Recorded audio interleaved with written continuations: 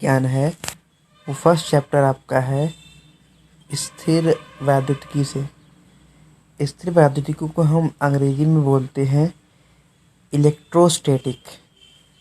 जब इलेक्ट्रोस्टैटिक की बात रही दोस्तों, इलेक्ट्रोस्टैटिक में जब हम इलेक्ट्रो को अलग करते हैं, इलेक्ट्रो को अलग और स्टैटिक को अलग करते हैं, तो इलेक्ट्रो का मतलब होता है आवेश, स्टैटिक का मतलब होता है स्थिर।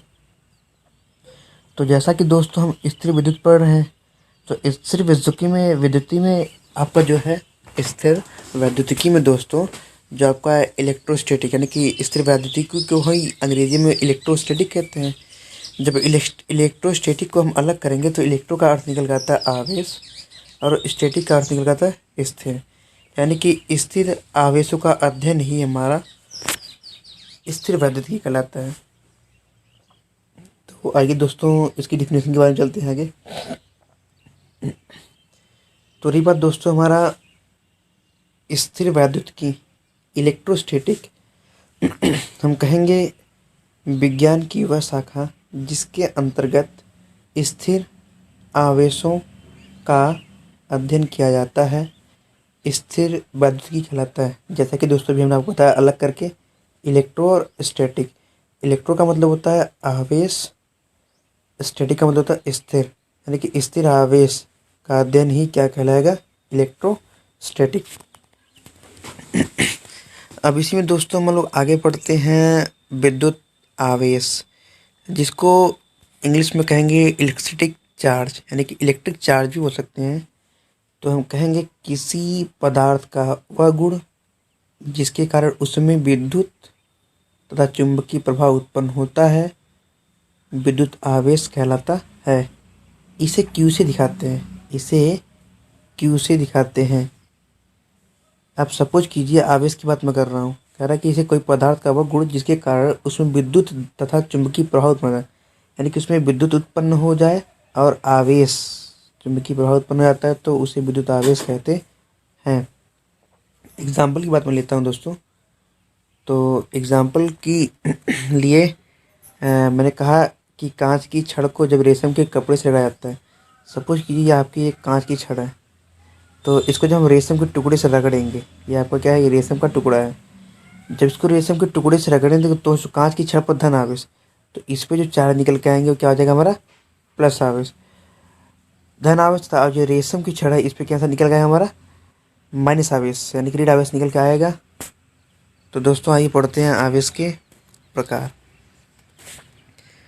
आवेश मुख्यतः दो प्रकार के होते हैं, आवेश मुख्यतः दो प्रकार के होते हैं, धनात्मक आवेश और ऋणात्मक आवेश। धनात्मक आवेश की बात करता हूँ दोस्तों, यदि किसी पदार्थ पर इलेक्ट्रॉन की कमी के कारण उत्पन्न आवेश को धनात्मक आवेश कहते हैं। मतलब कोई पदार्थ है, अगर पदार्थ में से इलेक्ट्रॉन निकल रहा है तो उसको हम धनात्मक आवेश कहेंगे, और कोई पदार्थ अगर उसमें इलेक्ट्रॉन की अधिकता हो रही यानी कि उसमें इलेक्ट्रॉन बढ़ रहा है तो उसमें क्या कहेंगे, ऋणात्मक आवेश कहते हैं। तो इसकी परिभाषा के लिए हम कह सकते हैं दोस्तों कि किसी पदार्थ पर इलेक्ट्रॉन की अधिकता के कारण उत्पन्न आवेश को ऋणात्मक आवेश कहते हैं। कोई पदार्थ हो अगर उसमें इलेक्ट्रॉन की बढ़ोतरी हो रही है तो उसमें क्या कहेंगे, ऋणात्मक आवेश। तो आइए दोस्तों हम आवेश के कुछ इम्पोर्टेंट चीज़ देख लें, आवेश में क्या क्या मिल सकती है। तो सबसे पहले स्टार्टिंग दोस्तों ये हमारा नोट्स है, नोट्स में क्या कहेंगे, आवेश का बीमी सूत्र। आवेश का बीमी सूत्र होता है दोस्तों क्षेत्रफल गुणे समय, यानी क्षेत्रफल समय 80 होता है। आवेश एक अदिश राशि है। अब जैसा कि दोस्तों आप देख रहे हैं, कह रहा है समान प्रकार के आवेश एक दूसरे को प्रतिकर्षित करते हैं।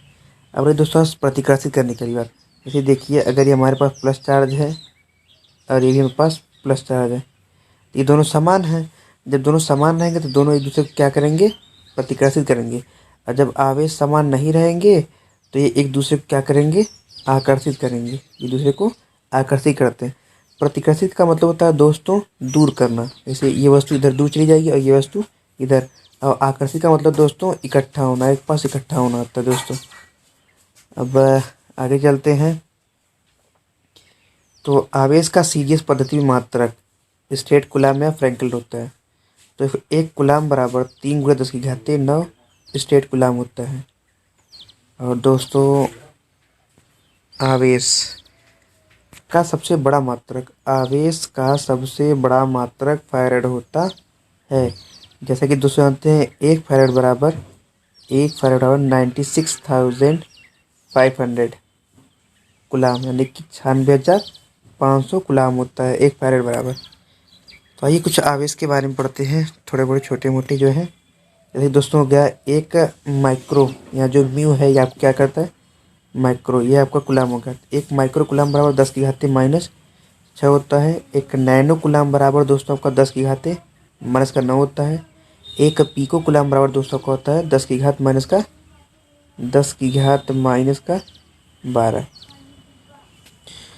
तो दोस्तों अभी ये तो मेरा भौतिक विज्ञान का पहला चैप्टर था क्लास 12 का। अब ऐसे ही मैं धीरे धीरे आपको अगले टॉपिक पे प्रोवाइड करता रहूँगा। इसके बाद मैं आपको अगला टॉपिक प्रोवाइड कराऊँगा कूलाम से संबंधित, कूलाम का नियम, कूलाम का सदिश निरूपण से रिलेटेड मैं अगला वीडियो में लाऊँगा।